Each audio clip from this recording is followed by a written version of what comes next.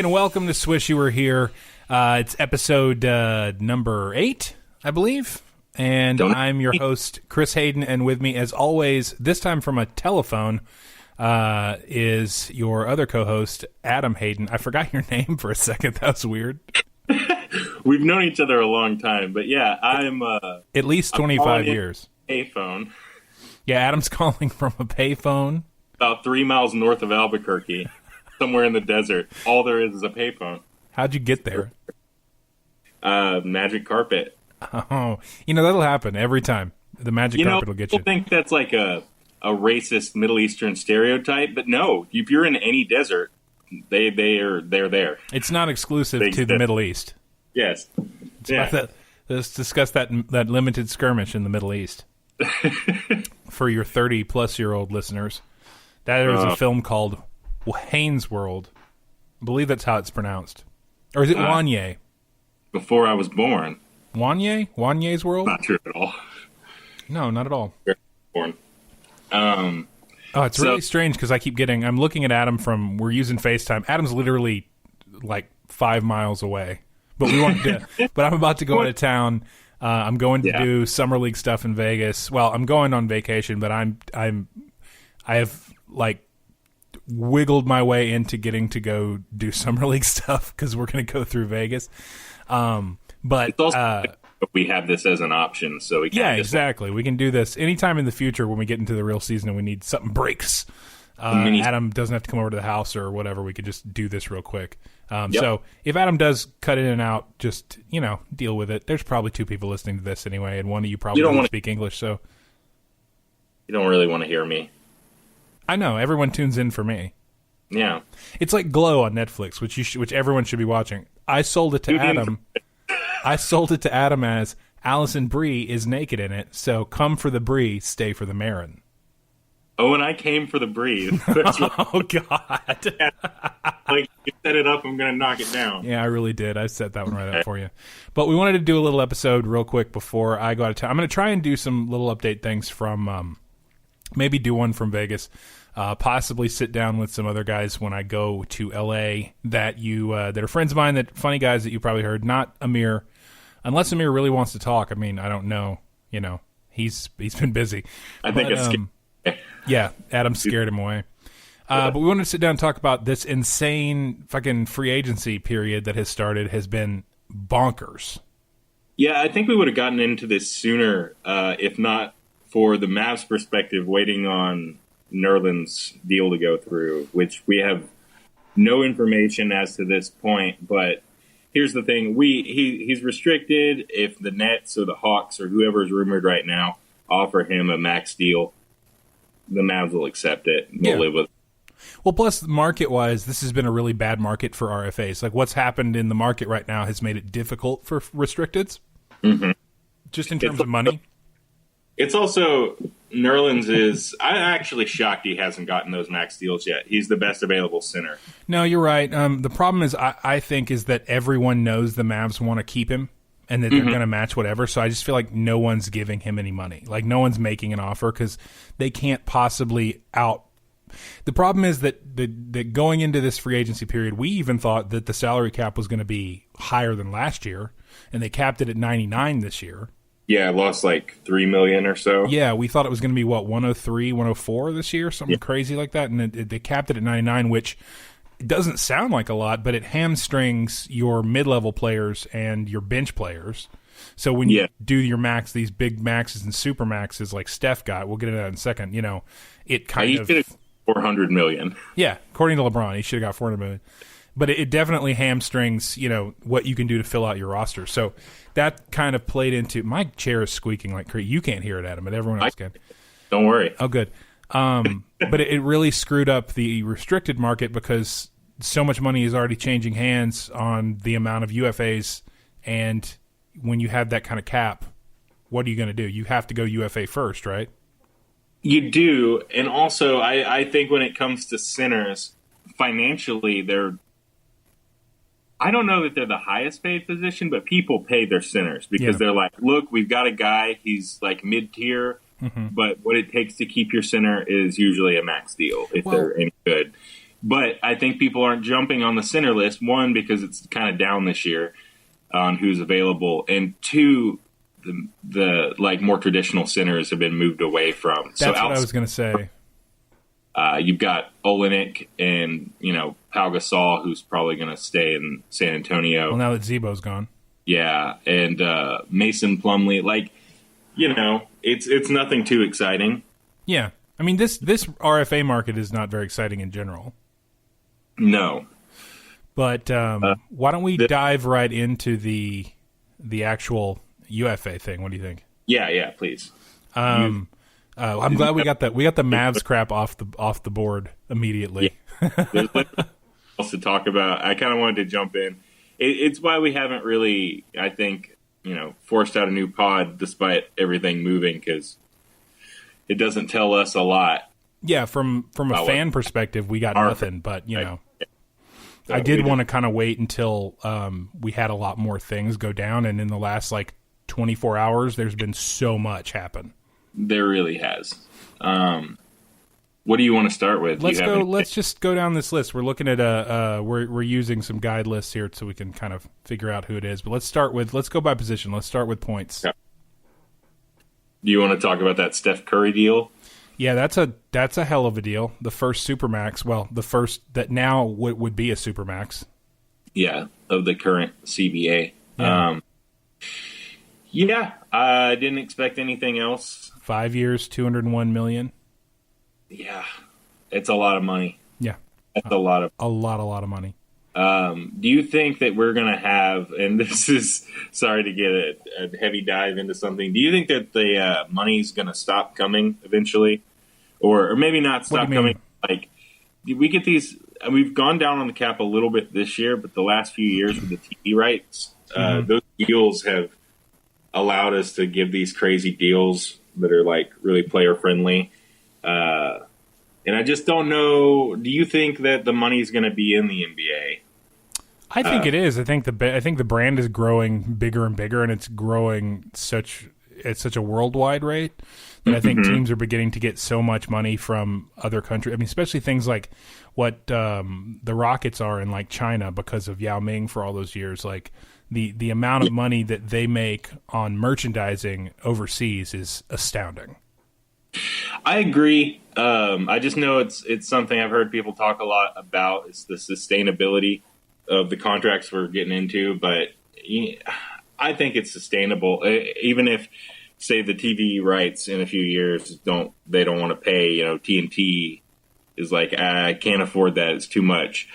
There will be a USA or some other channel that'll or a streaming service. But also, I mean, that's the thing. They have their own network. They could just go to a full-on all games are going to be on NBA TV thing and just sell it. Set up, through Twitter or Facebook, some kind of streaming. For sure. Well, and the other thing about that on that same topic is I honestly think that the cap is bullshit. I mean, I don't think it should be capped at all. I agree, but I'm a fan of Premier League soccer and just globally, where you can just money whip players. Because why not? You know what I mean? I understand the rhetoric of it stimulates competition by making it more limited so that people can't just money whip people, so they make super teams. We're getting super teams anyway, and people are taking less money. And it doesn't matter how much money you can afford to give them. If they want to come to your team, they're coming to your team. So why not delete the cap? I'm kind of with you. It's really funny because the American sports are the most socialist thing that we do. Yeah, it's very strange. We put the money caps, and then we give the worst teams the best players coming in. Right. But it's so weird. I Dirk earlier this year said he would like the bottom 15 or whatever to have equal odds. Yeah, so, it makes so much more sense. And it does. If you're a lottery team, I'm still into this team was bad. They need a better chance at a better pick. But if you're in the bottom half and you're competing, you made the playoffs in some way, fuck it. Just, it should be random. It makes more sense. I mean, that if you really want to stimulate competition and growth, you should definitely do something like that, because it's not it doesn't mean that the super teams are going to get the number 1 draft pick every year. You know what I mean? Yeah. They're going to do what they normally do. So, you just do a full lottery for the bottom 15, and the order that they come up in the lottery is the order they pick, and then 16 through 30 is the order that they finished on the season. Yeah. I mean, that seems to make more sense because who cares? The number 8 seed, they're probably like the odds that a number 8 seed turns around and becomes the number 2 seed or number 1 seed the next year is always slim. Yeah. That takes time. Jordan for that. Yeah. Or or who? Magic. Yeah, exactly. He went to finals his rookie year. All right. Going down the list, the next one, well, we had Chris Paul when that was a trade. Yeah. Which is a weird trade. What is he getting paid? 24.6. Yeah, Sorry, I see that now. Basically, he just opted into his final year, so he's getting 24.6, and then he could bail if he wants if the experiment doesn't work. That was a shock to me a little bit. I did not expect him to opt into that money after he petitioned with the new CBA, like to allow the supermax and the age restrictions to go away on the max deals. Mm-hmm. Like, I don't know. I thought he would. He worked that system, though. I mean, that's what happens when you're the president of the players' union. What do you think about Chris Paul and James Harden playing together? I don't think it makes any sense at all. I don't think it makes a lot of sense either. They're both ball dominant. They're both ball dominant guards who need the ball. And last year, Harden basically played point guard all year. He was their point guard. So what happens now? You just have Chris Paul come down the lane and throw it to James Harden, and then let him do ISO ball. I guess I don't think that with those two guys and with D'Antoni, I still see them as a 6th to 3rd seed. Like they're going to make the playoffs, be a good team. I don't like giving up guys like Patrick Beverley, but he's not their best defender. But yeah, exactly. That guy is such a good defender, and he really gets to help hide James Harden's deficiencies on that end of the floor. Well, and it's also strange in that Chris Paul. My biggest problem with it more than anything is D'Antoni and Chris Paul, because Chris Paul is traditionally like a slow-moving point guard, not speed-wise, but the way he plays the game is slow and plodding. Yes, and that's the opposite of D'Antoni ball, and that's the opposite of what Harden does. I don't have the numbers in front of me, but I do think Chris Paul had a really good year from the three-point line. He did. He had a good year. I think he careered last year. I think so too, but I'm hesitant to say because I'm not sure. But I don't think that's a big thing. While that's a big thing, that's all D'Antoni wants. It's all D'Antoni wants. But my question is, even if it's like saying, well, this is a stretch, but it's like saying DeAndre Jordan careered from the free throw line. Yeah. Like, sure, but, what his career best is not as great as the greatest free throw shooter. You know what I mean? Well, I did see Chris Paul shot overall 47% on the year, something like that, which is pretty good, pretty damn good. No, that's good. That's totally good. It's just it's not a facet of his game that it's interesting. It's just this whole trade is interesting. It is exactly like the Andre Drummond trade to me, where now you have this loaded front court, and we're not sure how those two guys are going to operate together when they do a lot of the same stuff. Yeah, and we didn't see that pan out for the last half of the season last year. I'm not saying that's not going to work because I think you have a better chance loading up two great players in your front court than two in your back court. Right. And that's crazy saying that with Steph and Klay Thompson, and when you take Lillard and CJ McCollum, what have you. But I think those are more anomalies than, Yeah, because CJ McCollum's not so ball dominant. And that's the good thing about Klay. He's not ball dominant at all. That game last year where he went off for what was it? Was it his career high in scoring last year? Yeah. Well, and am I crazy that Portland plays kind of a motion flow offense for the most part, right? Yeah. I mean, I hesitate to say that because I'm not as well versed in Portland basketball, but from what I've seen, they play more of a because I mean, their coach is from the Carlisle camp. So they play a more movement-based offense. You know what I mean? I mean, granted, they have a ball-dominant guard in Damian Lillard.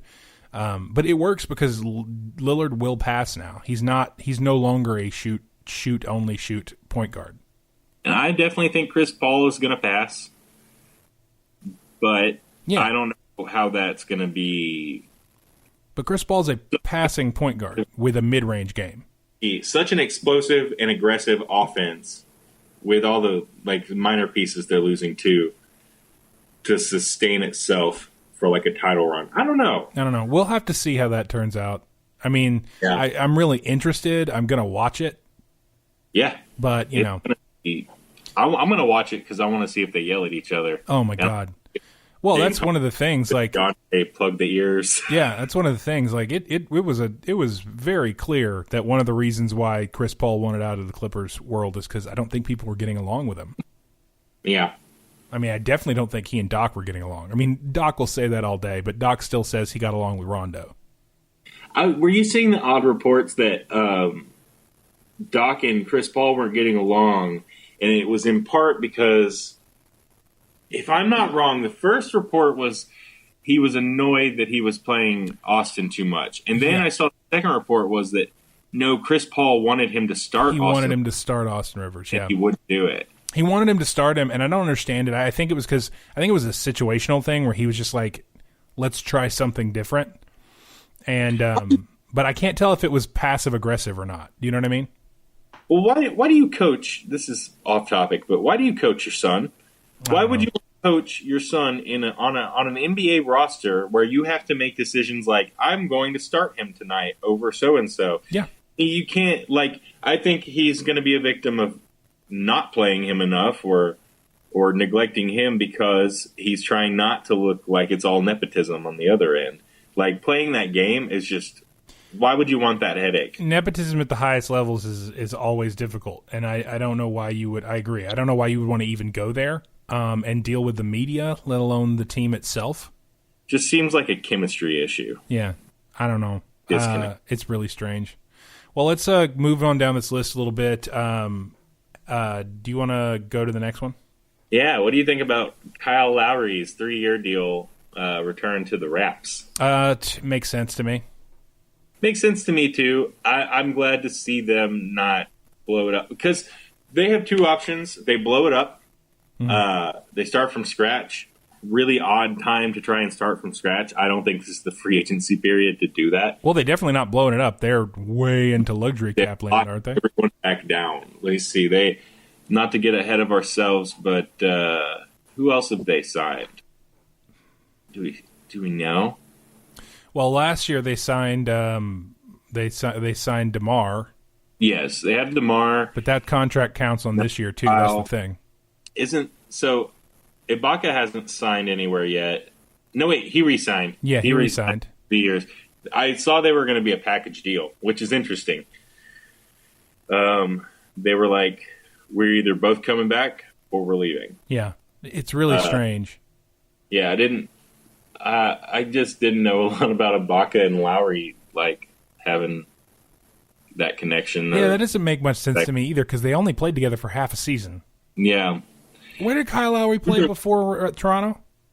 Well, he was in Houston. Yeah. But he went from one to the other. I think he got drafted by Houston. I wanted to say he was in Atlanta, but I think he got drafted by Houston. I believe he did get drafted by Houston. No, wait. He got drafted by the Grizz, 06 to 09. I totally forgot. I didn't even know he was there. And 09 to 2012 was Rockets, and then ever since 12, he's been in the Raptors organization. Mm-hmm. Organization. Yeah, that one doesn't shock me very much, other than the fact that they're going to be cap strapped for a while. Yep. So if it doesn't work, they're screwed. Yeah, I know. Then hit me with the next one because I want to hear you read these words out loud.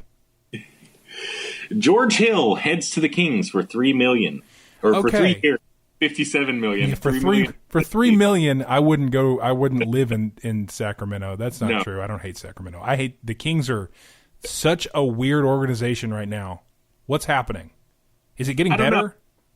It looks like it. It looks like they're getting better and they're doing the right things. But if I'm a player, I actually kind of want to go there now because you never know when Vlade Divac's going to hand you the worst. He might make a fuck ton of money. Yeah. So I don't know, but it looks like someone in that organization. I don't have a good knowledge of like recent, but someone in that organization is making the right decisions because they also got Zebo. I don't know why Zebo signed with them. I mean, I really don't understand that move. It's weird, but it's interesting. Yeah, like I don't see them yet as a playoff team, but and the other thing, did you hear that Memphis said that they're going to retire Zebo's jersey when he retires? No, they said that today. It came out. Cool. They said they're going to retire his jersey whenever he decides to retire, and that from here until they retire it, no one's going to be allowed to wear 50. Well, wasn't he? He had a slow start to his career there, right? Like he wasn't the Zebo we know and love until his like late 20s. I don't think he was, but wasn't he also one of their first players? He might have been from the Vancouver trade, like move. Yeah, didn't they draft him after the Vancouver move? Because Vancouver move was what, 1999? I think it was like 02. But I could be way wrong, because if you want to look at 1999, I was 8 years old. I was older than that. You're welcome. I was 13 or 14. That's not like a weird, shocking thing to say anything, though, because now there's people who are like, hi, I'm an adult. I don't know what 9/11 is. Dennis Smith Jr. was born in 1997. That's so weird, but I'm into it. He was born in 1999, I think. You know what? Not to get off of this, but 2000-2001 season is when they relocated to Memphis. After that, so 02 was their first year in Memphis. So I nailed that. Did you drill that? Nailed it. I drilled it. Who's going to be in the commercials with Chris Paul now? You can hear my garage door opening and the dogs barking. I can hear the dogs. We're just going to live through that one.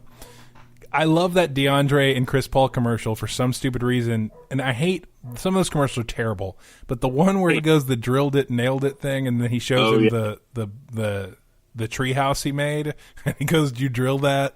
I nailed it." It's so stupid. Do you want to know? Speaking of so stupid, we're so stupid for not remembering the career of Zach Randolph. He played his first 6 seasons for the Portland Trailblazers from that's right. 07. I forgot about that completely because I always just recognize him as a Grizzly. Yeah. See, 07-08, he was a Knick. 08-09, he was a Clipper. No. And 09-17, he was Grizzlies. So he's only been with the Grizzlies for 8 years? Yeah. Weird. And they're retiring his number. Jeez. Well, they're going to do the same thing with Chris Bosh now. You heard that, right? With Chris Bosh? Yeah, Miami's going to retire Chris Bosh's number, which is so weird. It is weird. He's not... they're doing it out of respect for him, the guy. Well, I heard someone else say this. Earlier, but I mean, let's be honest. He's the best player that's ever played for Miami. Yeah, no, hands down. Well, they retired Michael Jordan's number too, which is a weird move. I mean, I get it. He's the GOAT, but like, come on. That's strange. That's a Pat Riley move. Yeah, it is, but it's so weird though. It's really weird. But I get it in the sense that like, come on, don't pick 23. Do something better with your life. Yeah, exactly. Like, we're not, 40 years down the line when these people don't remember Michael Jordan. Yeah. Not that people won't remember him, but the young players coming in, like 17, 18-year-old shitheads. Right. Just coming up. They can pick 23. They're going to be like the Haynes guy? Yeah. That bald guy from the Haynes commercial? I've seen that on YouTube, but it won't be YouTube by then. God. It'll be FuTube. It'll be Future Tube. I hate you so much. I hate you. I know. It's not good. All right. Well, Jrue Holiday is going back to New Orleans, which I figured. Yeah. I think that happened quick. They need it. Yeah. They need him. They need stability. I don't like paying the guy for 5 years, so 5 years at 25. I don't love paying anybody for 5 years. I don't think we should pay Nerlens for 5 years. I think 4 years makes the most sense with a team or a player option. Here's my only thing with that. If we got into that, say Mark Cuban and Donnie Nelson agree with you, and they don't want to pay a max deal to Nerlens, do they sign and trade? Do they look for that option? In the future or now? Now, because he's restricted. They can just match it. So they can tell someone, look, you match this, and we will let you have him for a price. No, Nerlens Noel is Mark Cuban's creator. Maybe package him. He's not gonna. Yeah, I don't think they'll do it. He's wanted Nerlens Noel for years. They've tried to trade for him multiple times. You've been in love with Nerlens Noel for years. I have. I don't want them to get rid of the guy. I just think it's. I'm just curious if there is a point where too much is too much, but I think they're going to pay anything. But at his age, I mean, like, honestly, like, at his age, anything could happen, which is a positive and a negative. Mm-hmm. Because he's so young. He could be the most injury-prone player, and we lose him for 3 seasons. He's younger than you. Yeah, he's not 23 yet, I don't think. I think he's about to turn 23. I just turned 26. I know. It's really odd. No, it's not. I'm entering my prime. Oh, you're in your prime? When I'm 27, cool. 28, that'll be my prime. So next season, you're going to go out there on the market and see what happens? Yeah, I'm going to see if I can get one of those new Supermaxes. Yeah. So. All right, so we got Jeff Teague going to the T-Wolves, who are just going to be good this year. Yeah, they've got Jeff Teague on a really good deal. That's a great deal. 3 years, $57 million. I'm happy with that deal. It's Jeff Teague who's not who Jeff Teague was that one time in Atlanta, but you know. No, but I have a theory about Atlanta. All the players. They're rebuilding now. Atlanta is officially a cesspool. I don't know. I'm interested to see what all the good former Atlanta players do this year because I haven't been watching them. No. They're one of those teams that they always made the playoffs for years, but never were really serious contenders because I mean they maybe had a run or two, but they're like the Spurs without the titles. Yeah, they're going to win some games and make the playoffs, but you don't really care. You don't care because, when you're looking at the East, and it's been this way for a long time, you look at the top 2 or 3 teams, and when you look at the West, you look at the whole 8 teams. Yeah. The reason people even care about the Spurs is because of the titles. If they didn't win the titles, then they would just be that boring team that goes to the playoffs and wins a lot of games every year. I don't know. I'm happy for Atlanta, though, in the sense that, yes, they're losing a lot of their players they liked for a long time, but I think the fresh start is something they need. I think you're right. They also have the dopest arena outside of an arena in the league. Did you see the new? I believe they're the arena. And I like the Barclays Center, but I believe they're adding a bar to their arena. They're adding a bar and a barber shop. They've got a killer Mike. Killer Mike is putting a barber shop in there. Where you can keep watching the game. Shit I've ever heard. I know, and I heard people shitting on it I want to go watch a basketball game, but let's be honest. You're in a rebuild, you're about to get, you're building out this new arena thing. The best thing you can do right now is put some cool shit. Build with Killer Mike. Yeah, you can put cool shit at the arena when your team is going to suck for a while. You can sell Atlanta Hawks Run the Jewels mashup t-shirts. I love it. We got Patty Mills re-signing with the Spurs at 4 for $50, which is a really, he's solid deal. Solid deal. I like him. He's an underrated player. I think he is too. He's incredibly smart. He's played for Pop so long. He knows how to make all the smart moves. Yeah, little tricky things that veterans know how to do. He's a guy that could start if you need him to. You know what I mean? But he's a guy that, he's fine coming off the bench. Yeah. I love that this list has Derrick Rose listed with nothing next to it. Let's address that quickly. You were telling me about a rumor, which I'm pulling up right now, about Derrick Rose. Someone from the New York Post, I think, which that's not that reputable, let's be honest. Mm-hmm. I believe that's a fake news site, as they would call it. Okay, what I'm reading here is... Oh, go ahead. Tell me that. Tell me what you're about to tell me. Just reading through Twitter, a lot of people were talking about it. that Derrick Rose was a front runner, or Dallas was not a front runner, but seriously considering offering him a contract, which doesn't make sense, as the one thing we have is a million guards, which you can never have too many guards that can play the 1 and the 2. But Derrick Rose isn't that. He is, I don't know. You would be bringing him in for a mentorship for Dennis Smith because they're very similar players. Mm-hmm. But I don't know that you want Derrick Rose mentoring. I don't think that you do. I mean, like, if you could hire Derrick Rose as a coach, yeah. I mean, sure, why not? You know, he's got some stuff to impart. But what I'm reading is it was a New York Post. Mark Berman said the Mavs are a serious contender to sign Derrick Rose. But then Eddie Sefko from Dallas Morning News said that Dallas doesn't even have Rose on their radar. Yeah, which makes a lot more sense. Yeah, and it says that, let's see, Ian Begley says Rose met with Milwaukee. Chuck Cooperstein saying similar stuff. Just makes no sense. Rose met with Milwaukee. He spoke with the Knicks, and they've officially eliminated the Clippers from contention because the Clippers signed Milos Teodosic. Did you see Patrick Beverley's words about Teodosic? No. Let me see if I can pull that up. It's Pat Beverley, so can you read it? I will. No, I mean, like, can you consciously... Yeah. Because it's Patrick Beverley.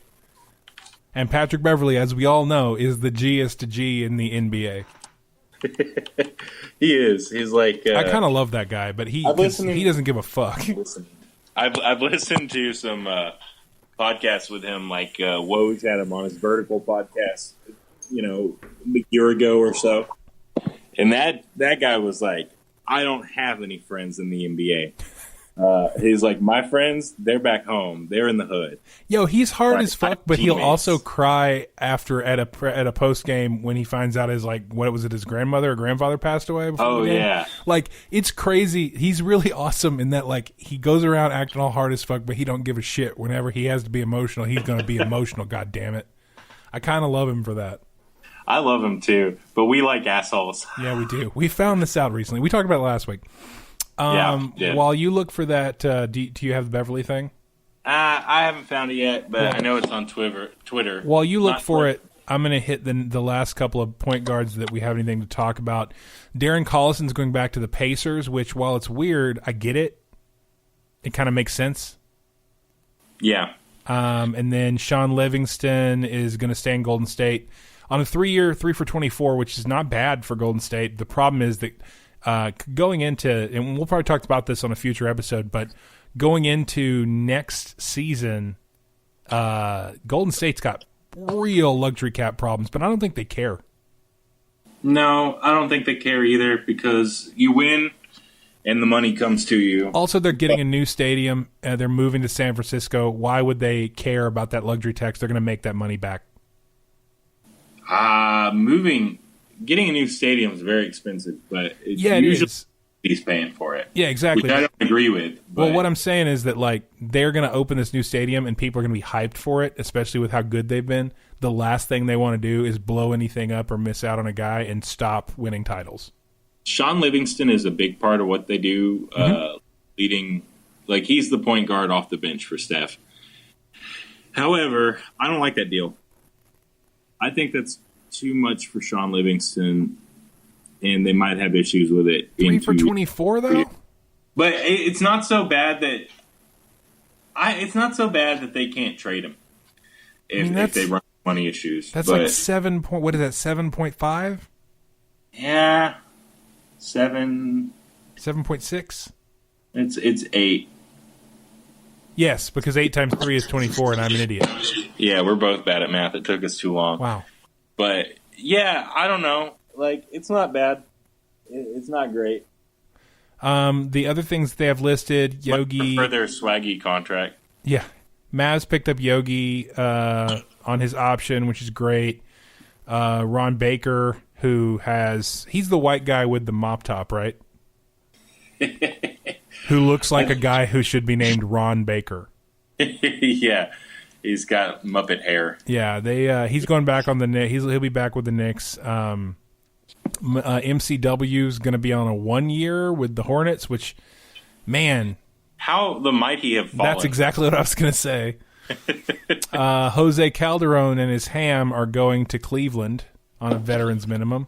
Do you think Cleveland is a suitable place to farm ham? Yo, Braun loves ham. He goes ham. He loves ham. You heard it here first. Get at me, Braun. All right, let's jump. Let's Chris about that. Let's jump into shooting guards real quick. Actually, you know what? I want to pause real quick, and this week we have a sponsor. Oh yeah, yeah. We're gonna send a commercial. We'll be right back really on Swish excited. You Were Here. All right, we're back. Oh my God, Adam doesn't know what the commercial is yet because I haven't recorded it yet. But but I'm buying two. You should buy two. All right. Hope it doesn't come back to haunt you. In Bro's way. Yeah. All right, so jumping into shooting guards really quick. JJ Redick is going to trust the process and go to the Sixers for a 1 year, 23. I love it. That's a great deal for them. That's a ton of money for him, but it's for a year to see. I don't know. They think that they can make a push. Where is the rest of their money? Everyone is still on a rookie deal. That's exactly why I'm into it. This guy is the consummate professional. Yeah. That'll be great for them. Yeah, there is.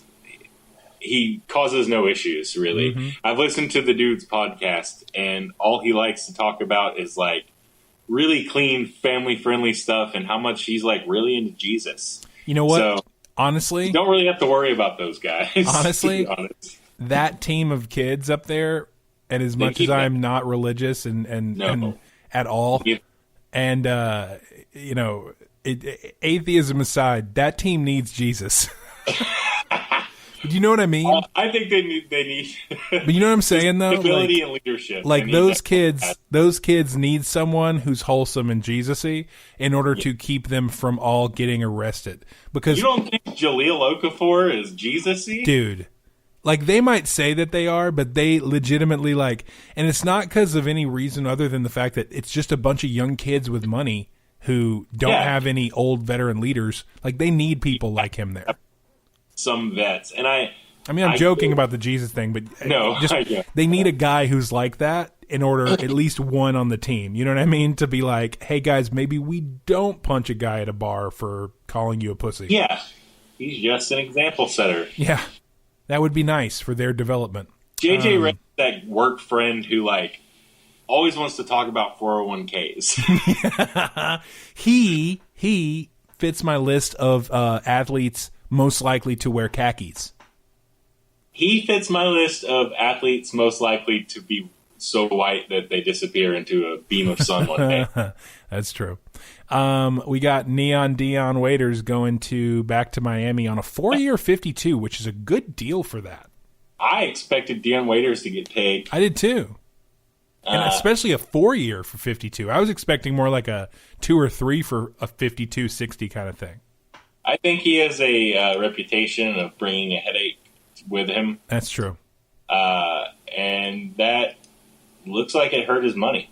Yeah, I think you're right. I could be wrong, and it's something else, or he just really wants to be there, and they were trying to make money for Gordon Hayward. But I like Dion Waiters. Boy, how about Miami swinging out on completely whiffing on Gordon Hayward? I didn't even think that they had a shot at Gordon. I didn't either.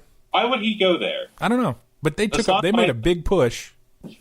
Dion Waiters is good, but do you want to run a team between Dion Waiters and Hassan Whiteside? Yeah, I know. He's not going to make them what they need to be. They need to get there in the draft. Yeah. I may be wrong, but they draft well. They do. They really do. But say your name Justice because your win's low. Stop it. Stop it right now. Let's see. Korver re-signed. Which I didn't expect that. I didn't expect a 3-year deal for Kyle Korver. I didn't expect him to take. I expected him to stick around for a vet minimum. Yeah, I've heard him on Well, he fell off really fast too, but he's honestly, he is perfect for that Cavaliers system right now, the way that they play. Him 3 years ago, and I don't mean to like totally shit on him. No, he's just a corner shooter now. Yeah. Period. But when the finals came around, it looked like he was tired or something. They were. They don't have any depth, and that's the problem. Yeah. The only things they have done so far is basically go get Corver back, and then they re-signed RJ.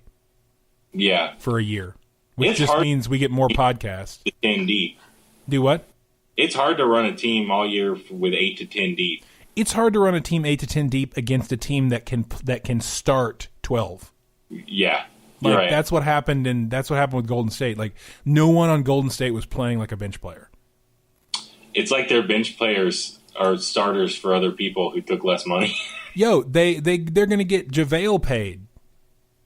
I like that.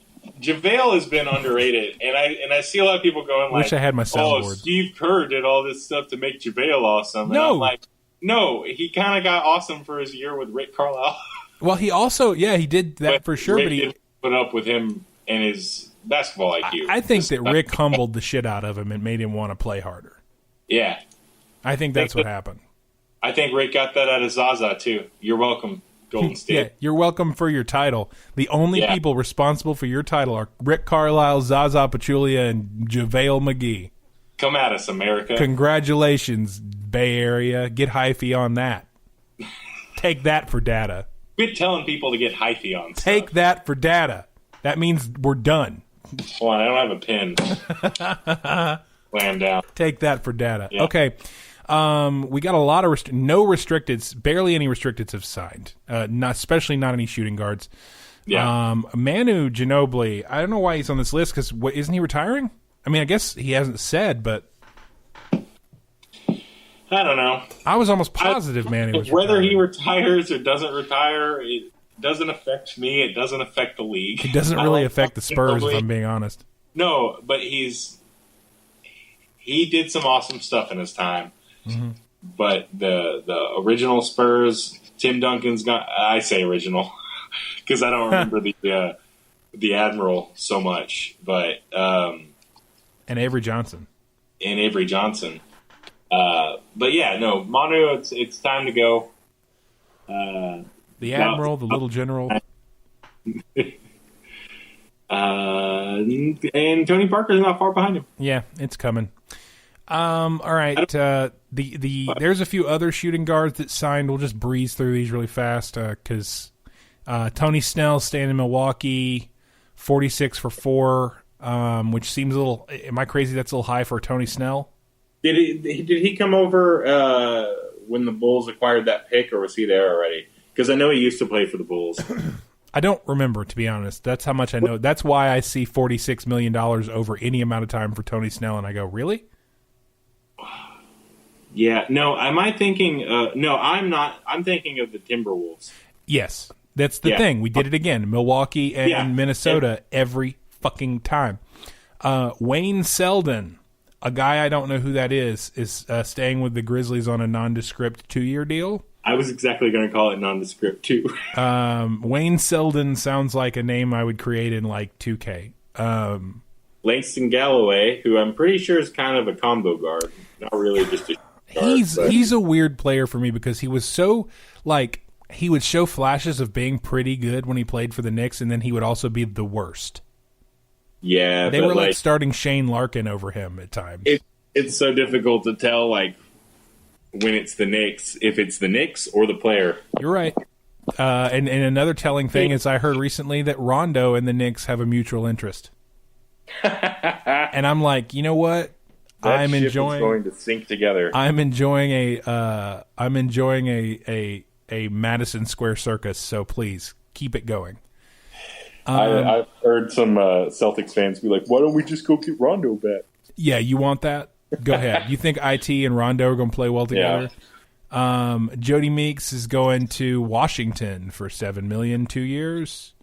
That's a really good deal for Jody Meeks. Good deal for Jody Meeks. Ben McLemore, 2-year, 10.7 with the Grizzlies. I was kind of hoping the Mavs would pick him up.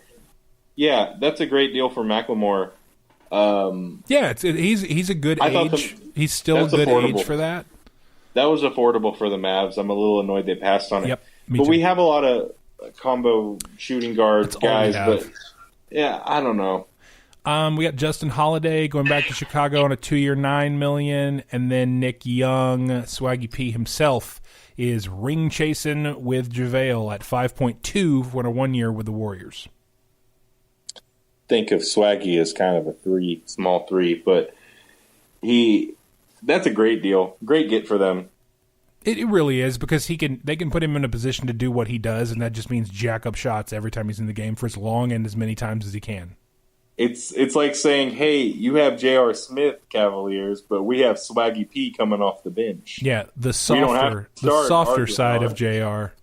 We don't have to, pay our J.R. Yeah, Nick Young is like the J. Cole to the Kendrick Lamar of basketball. Hey, you be careful about what you say about J. Cole. Yo, I like J. Cole, but like, I love J. Cole. J. Cole is like, he's not Kendrick. No, J. Cole is like softer Kendrick. Do you know what I mean?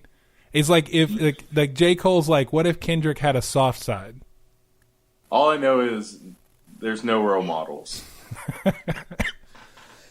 Damn. Okay, jumping into small forwards, the big news is Gordon Hayward going to the Celtics, and the bigger news is the wonderful Snapchat that Rudy Gobert put out. What is it? Can't trust these hoes? No, these hoes ain't loyal. These hoes ain't loyal. That's right. That's right. It was so like, all right, Rudy. I like it. It was great. And I like that move. I think it's good for them, but they're gonna have to get rid of Jay Crowder. They're gonna have to trade him. In fact, today I read that that the Jazz were open to a sign-in trade with Gordon Hayward to get Jay Crowder. Well, they might get him anyway. Well, here's the problem: is that looking at it today, the biggest problem is bringing Gordon Hayward in. While it works for the Celtics, it does not work for the Celtics as they are presently constituted. They've got to dump a lot of money, and now they have a huge logjam at the 3. They're going to have to dump Olynyk and Crowder, possibly Marcus Smart. Yeah, they might have to get rid of Marcus Smart. Maybe Avery Bradley. I've even heard some people say Avery Bradley, but I don't know. They like Avery Bradley. They like all of Avery them, Bradley, except for Marcus Smart. I feel like they don't like him anymore. Yeah. A lot of fans really like him. A lot of fans are like, what the hell are you doing with Marcus Smart? But I feel like he's been a prospect forever now. I think you're right. And see what he could do somewhere. I'm really just interested to see how this works, because I think basketball-wise it works, but money-wise it's making me nervous because they are reaching a point where they can't fill out their team. They're all of a sudden they're super deep. However, like they have multiple starters at one position. Like Jay Crowder is officially a starter in this league. He's not a LeBron-style starter, but he's a starter for a team that's heavy at the 4 and the 5, or heavy at the 1 and the 4. You know what I mean? He's a weird starter because he's that starter that's going to come in for your team and not necessarily get 10 of any stat. Right. But he's the muscle. But he's going to quadruple single at least every night. Exactly. It's like when you start Iggy in Golden State. Yeah. You know what I mean? It's kind of the same thing. Like, it is. He's a secondary player, but he's important because he's your defensive bull. You know what I mean? Except weirdly, I think he has more offense, and I don't think anyone's ever said that about Iguodala. He does. I think Jay has a good 3-point shot. I think it's gone down in the last couple of years. Am I crazy in saying that? It's gone down a little. Yeah, but like... I love Jay. I wish Jay would come back and come off the bench for the Mavs. Yeah, I'd like that too. I mean, what do you think about... Can you imagine Jay Crowder coming off behind Harrison Barnes? Can you imagine a small ball lineup with Nerlens, Crowder, Barnes, Wes, and Dennis Smith? Scratch Wes, put in Steph Curry. I thought about it while I was saying it, but I like Steph. Love Wes Curry. Or Wes Curry. Wes Curry. They fused. No, Wes Matthews. The Mavericks love him to death. And I love Wes too, but I think at this point, I think Seth's the better shooting guard option. Yeah. Because he's got a better touch right now than Wes. God, I'm so disappointed with Wes. And I'm it's just not torn anything on Wes. I'm disappointed with his offense because I thought it would come back. And it's like, I feel like it's everybody going like, you can do it, man. You can do it. And he's such a good dude. Hits one of his 10 threes he shot, and it pisses me off. But he is a great dude, and he's awesome on defense. And I think we will miss that if he's moved because Seth Curry's not going to give that. Nerlens can guard everybody. He is like the fastest center I've ever seen. Like in terms of small, like moving man to man, he is so damn fast. What I really like about Nerlens is his ability to steal the ball. Yeah. You don't see that out of a lot of centers. You don't. And he'll steal it from a guard. Yeah. And also, he's got an ever-changing hairstyle. And they're all cool as hell. Yeah, I know. I think you should start doing whatever hairstyle Nerlens Noel does. I don't think there's a perm permanent enough to get my hair appropriate. You want a semi-perm? Yeah. I think that's all borderlines like a Dolezal situation we should avoid. Okay, Otto Porter signed that big offer with the Nets, at which point the Wizards, they're going to match it, but, I mean, doesn't that seem like a crazy number? It does, but he averaged like 50% shooting at like 19 points a game last year. No, he was really good. You're totally He's finally right. really good. But he like sat around as a prospect forever. Yeah. But see, I just feel like with the people that the Wizards have and want to pay, that just seems like a lot for them to match right now. It gives them the opportunity to move him in the future if he doesn't have a complete fall off. That's true. Actually, I'm looking at his 2016 stats. I want to find his 2017 stats because I'm real interested. While you're looking for that, I'm going to drop through a couple more. Rudy Gay, we thought he was going to go to Oklahoma City, but he hasn't signed anywhere yet. I still think that might happen. It might. Iggy is going back to the Warriors at 3 for $48, which is a good deal for Iggy. I don't know if it's a good deal for the Warriors, but they've got to do it. CJ Miles is still in the market. Andre Robertson's staying with Oklahoma City, which I love this deal. I really like Andre Robertson staying with them. I do too. And I actually couldn't see him playing somewhere else. Hit me with those Rudy Gay numbers real quick. I don't have the Rudy Gay numbers pulled up. I'm currently looking at Otto Porter. So, on the Otto Porter front, though, he's 23. Last year was his fourth year, 23 years old. Mm-hmm. He played 80 of the 82 games, started all 80 games, played 32 minutes a game. Mm-hmm. Real workhorse stuff. Shot 51%. Wow. 43% from the three. He only averaged 13.4 points per game, but also with an assist and a half, a steal and a half, and 6.4 rebounds as a small forward average per game, with an 83% free throw shooting, which is really nice too. But yeah, he was really efficient, is what I'm seeing. Really efficient year. I'm seeing something interesting to keep an eye on. Sources are saying the Mavs and Heat have had discussions about a deal that would clear some salary cap space for Miami. So who they want to dump on? Because they I think that Miami wants to sign Olenek. Dragic's the only heavy contract I can think of. Yeah, but they're not getting rid of Dragic. He's about as good as it gets for them right now, and that's the Whiteside. But they're supposedly going to bring back James Johnson and want to sign Kelly Olenek. So they need to dump money, and I think that has something to do with this. Interesting. And as I scrambled to pull up Heat contracts. Okay. So supposedly this is breaking. Kelly Olynyk has agreed to a 4-year, $50+ million deal with Miami. How much? 4 for 50+. That's the number. The terms aren't exact. The money is not there yet, but it's a 4-year deal. For Are they wanting him to start at the 4? I bet that's what they're going to do. Because who the hell did they have last year? Makes sense. Everyone lists him as a 5, but he's kind of a stretch 4. A goofy stretch 4 type, yeah. He's a stretchy 4. He's so stretchy. Let me see. Who they're paying right now? Let me see. They're paying $6 million to Wayne Ellington, $6 million to Josh McRoberts. That's who they've been playing a lot. Josh McBob. He was their mid-level exception. Yeah. Let me see. Tyler Johnson is getting paid 5.8, but he's 25. I do not want that deal because next year it will jump from 5.8 to 19 million for the next 2 years, 19 million apiece. For who? Tyler Johnson. Yeah, that's the problem. That's when I was reading that they were deciding on what they needed to do with him.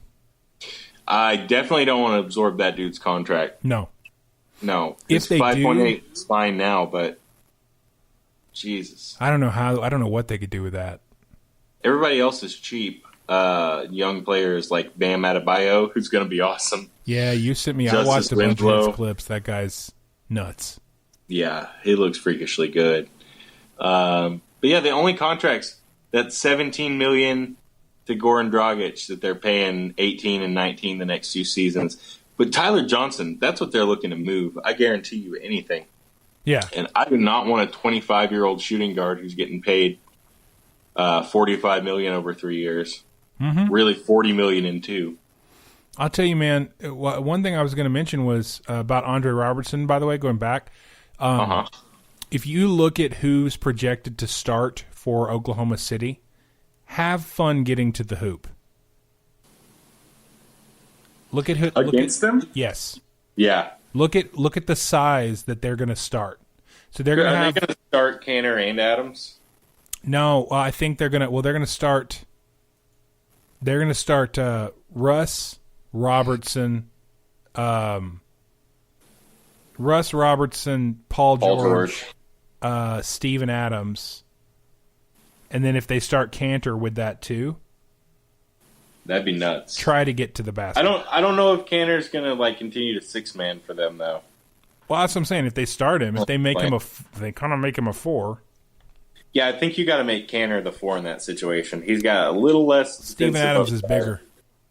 Yeah, and Enes Kanter is really good at scoring around the basket with little floaters and mid-range jumpers. Well, we're gonna keep our eyes peeled on that and on that Miami thing and see what they're gonna do because that's interesting.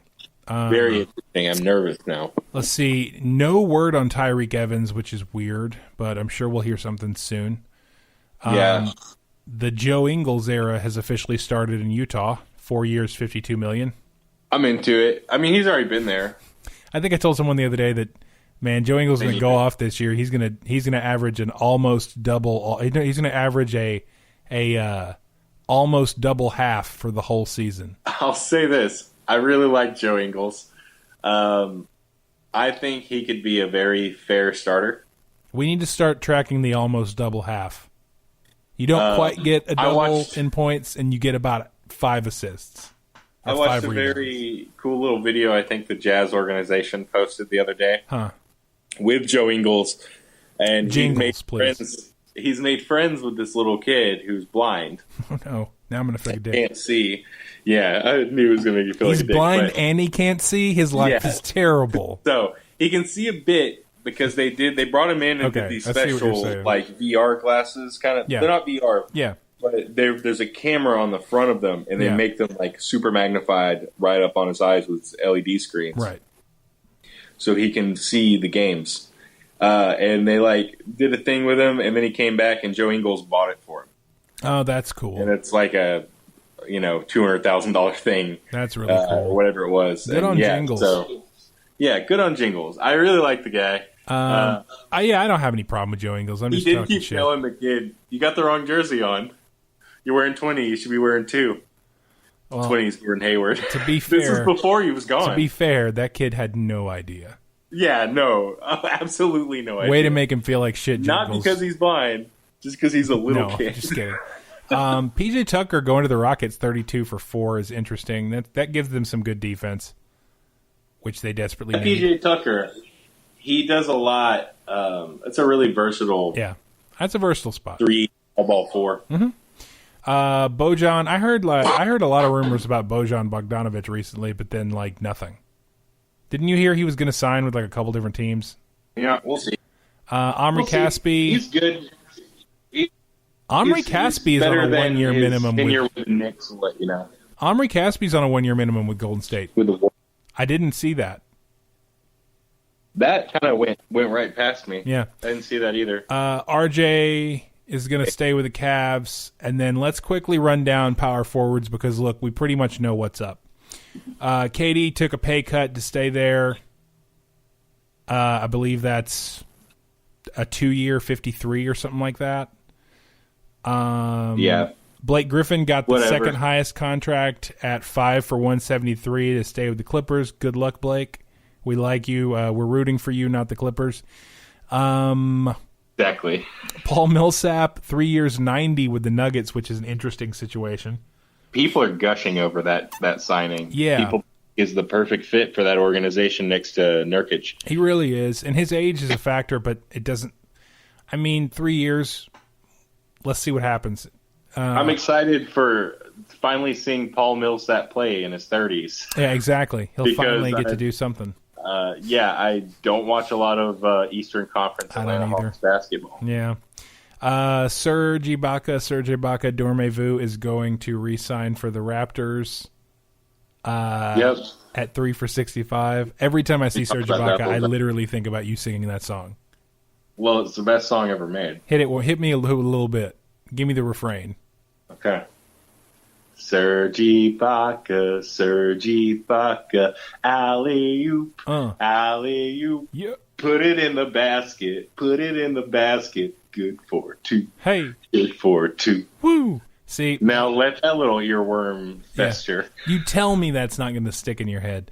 Danilo Gallinari sign and trade to the Clippers, 3 for $65. That was a weird move. But oddly, I think this is a good move by the Clippers. I keeping their team relevant. I agree. I was kind of hoping he would, maybe fall in a position to end up in Dallas, but we would have to run him at the that would take some manipulating. Barnes at the 4. I don't know. I like him. Dirk re-signed on a 2 for $10.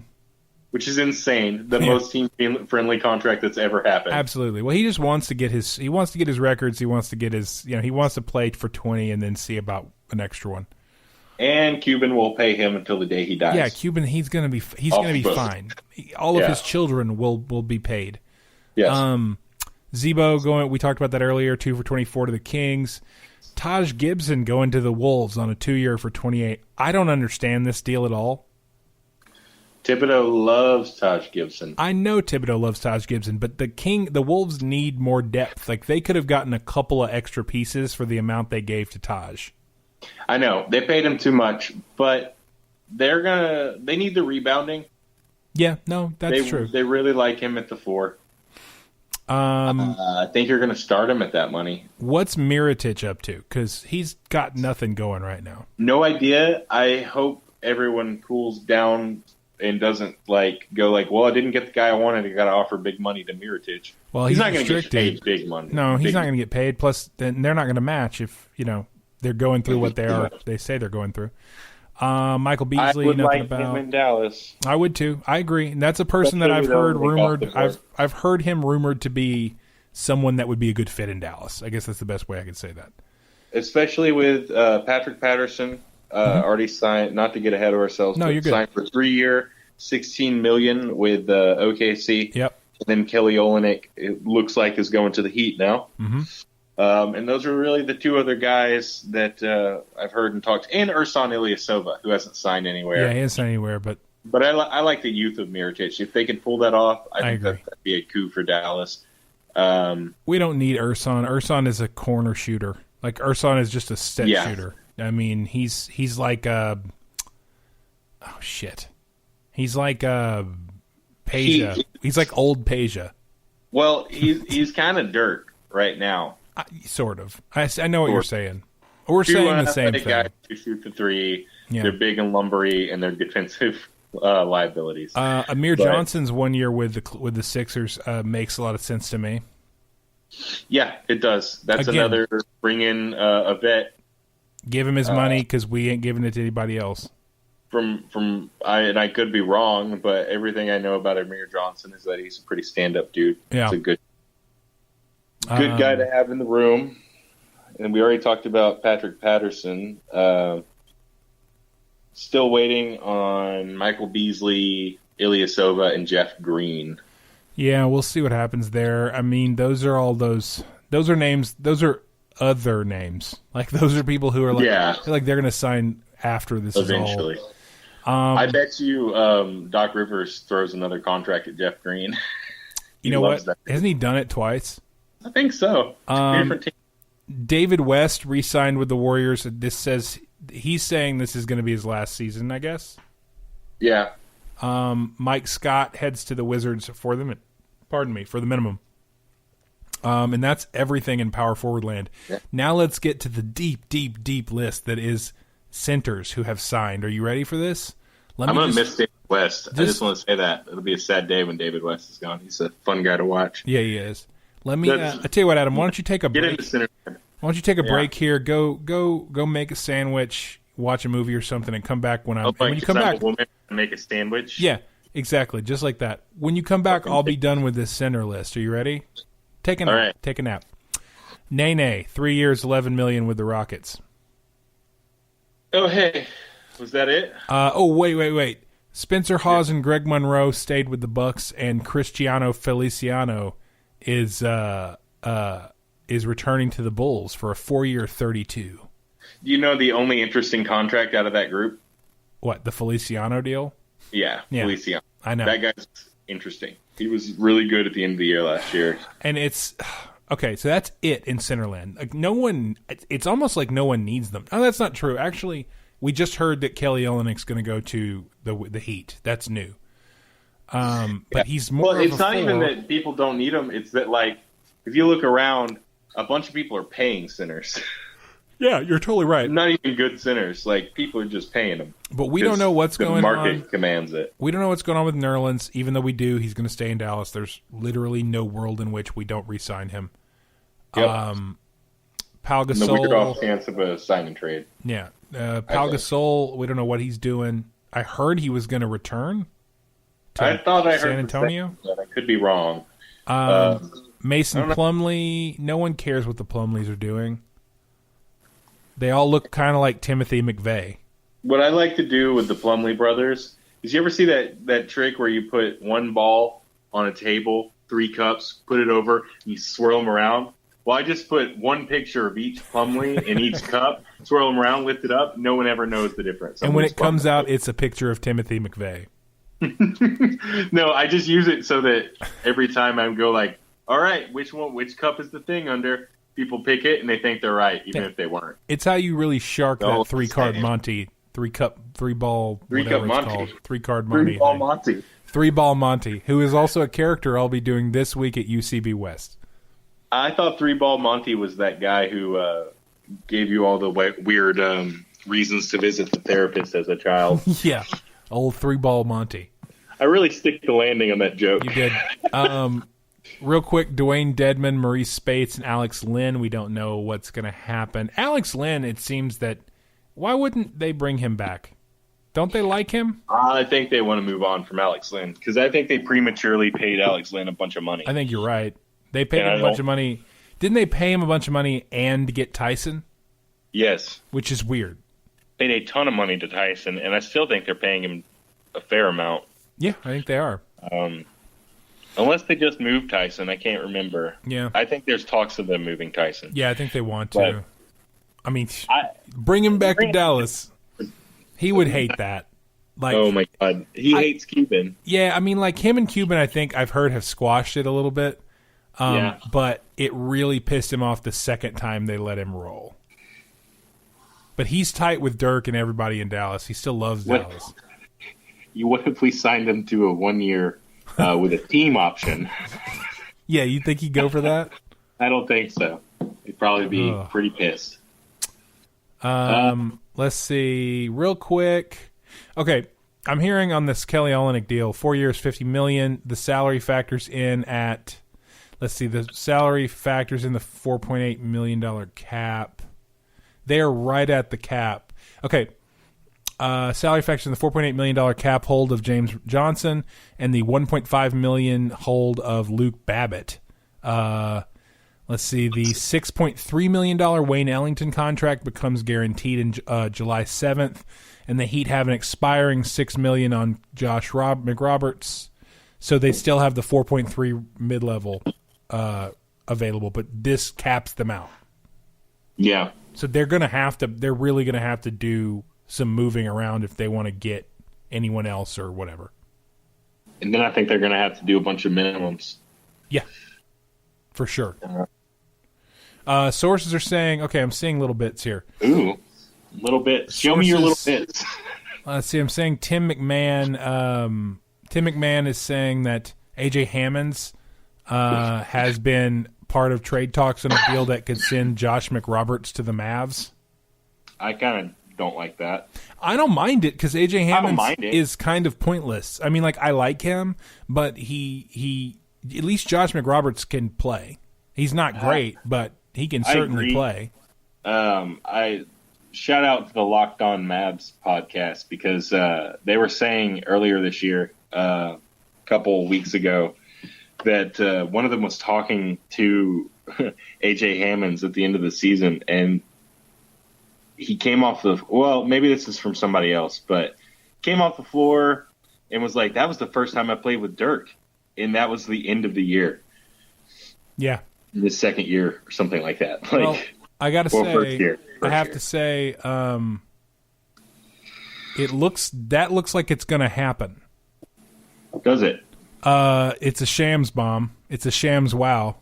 I don't hate it. It's a shams. It's from shams wow Giardia. I guess I gotta go look up some Josh McRoberts highlights. Shams Charania. How do you say Shams' name? Is it Shams Charania? Is it Charania or Charnia? Charania. I want to say Charnia. He's Dove Charney. Can we just call him Dove Charney from American Apparel? Let's do that. Well, we have a shams bomb. It says Heat plan to send McRoberts and a future second-round pick to Dallas for A.J. Hammonds. So we're getting an extra future second-rounder out of the deal, too. Josh McRoberts is almost making as much as Dirk Nowitzki. Well, yeah, that makes sense. But so we're getting McBob and a future second for A.J. Hammonds, and that is his nickname. People do call him McBob. Do they really? Yes. I'm into it now. So you have to call him McBob. He is the NBA player that looks the most like Charlie Day. Oh, he looks like somebody's dad for sure. Dude, he looks so much like Charlie Day. Yeah, I know. Does he still have long hair? Holy hell. I don't know, but I hope. I don't think it's No, he long. does look just like he doesn't. No, he has it. He had it pulled back for a while. Yeah, he looks exactly like. He does look like Charlie Day. I don't know. I've never noticed that before. Nah, dude can play a little bit though. I mean, like seriously, it'll be so much better than AJ Hammonds in terms of usefulness. Well, I'm seeing in 2016 he played 22 games. 2015 he played 42 games. Uh-huh. He's like a 5-3 kind of guy, which is totally fine for a bench player. He's not a starter. Last year he played 22 games. 4.9 points. 3.4. Shooting 41%, almost 42% from the three. Yeah. Dude, he's totally serviceable. What did A.J. Hammonds do last year? He didn't play. Yeah, you're right.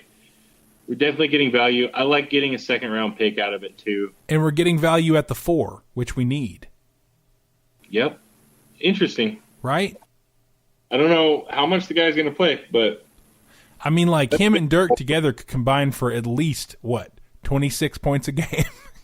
Do you want to look at the career games played of Josh McRoberts? He's been injured a lot.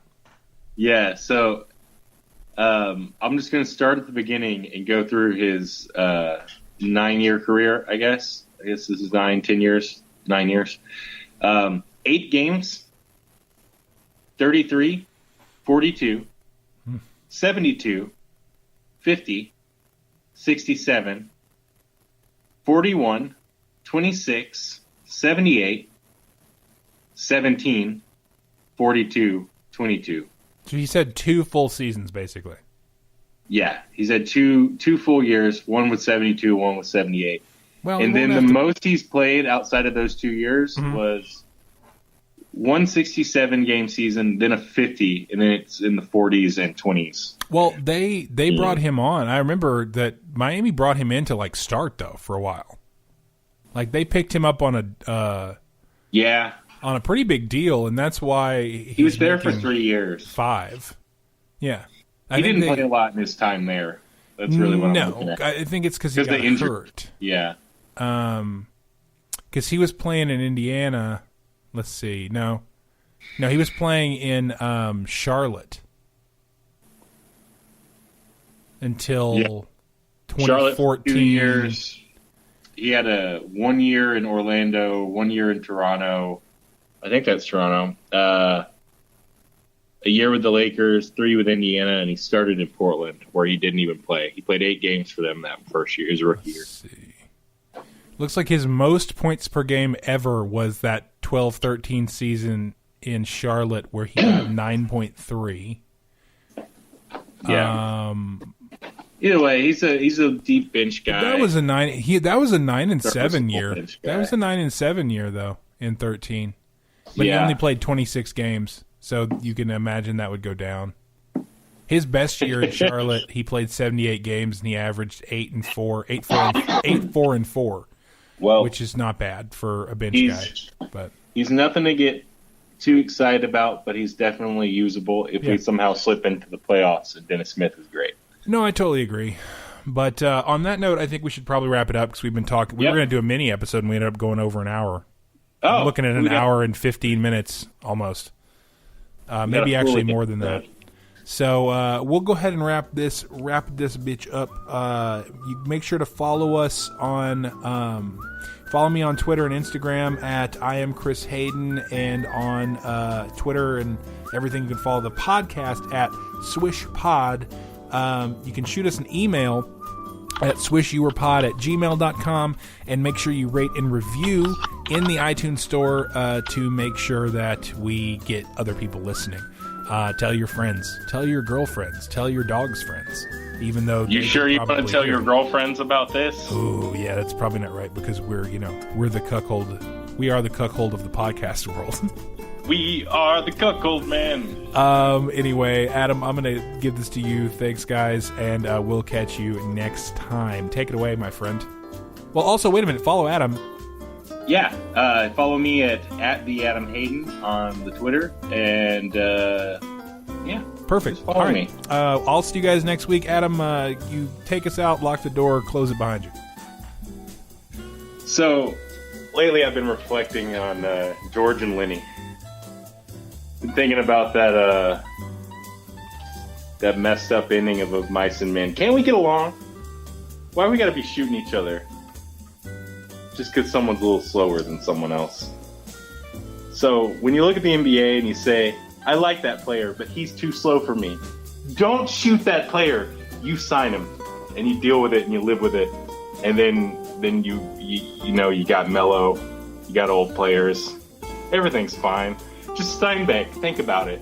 Have a good week.